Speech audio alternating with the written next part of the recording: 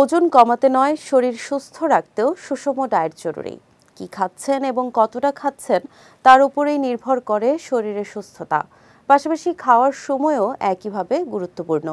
তাই ঘড়ির কাঁটা মিলিয়েই খাওয়ার পরামর্শ দেন পুষ্টিবিদরা। বিস্তারিত সঙ্গীতা সার টেক্সট রিপোর্টে।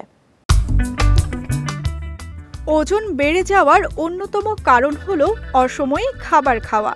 তাই ডায়েটে শুধু ক্যালোরিহীন খাবার রাখলেই হবে না, সময় ভাগ করে নিয়ম মেনে খাবার খেতে হবে।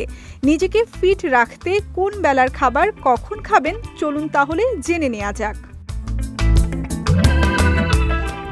সকালে বিপাক প্রক্রিয়া সবচেয়ে ভালো হয়। যত বেলা গড়ায় ততই এর হার কমতে থাকে। তাই সব সময়ই সকালের খাবার ভারী করতে হয়।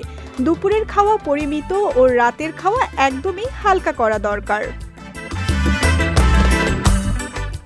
বাইরের দেশে অনেকেই সন্ধ্যা 7টার মধ্যে রাতের খাবার খেয়ে নেন। আমাদের দেশে এমনটা হয় না বললেই চলে।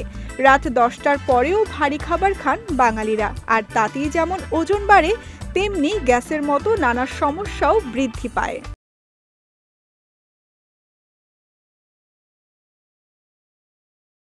চিকিৎসকদের মতে রাত 8টা থেকে 8:30টার মধ্যে রাতের খাবার খাওয়া উচিত।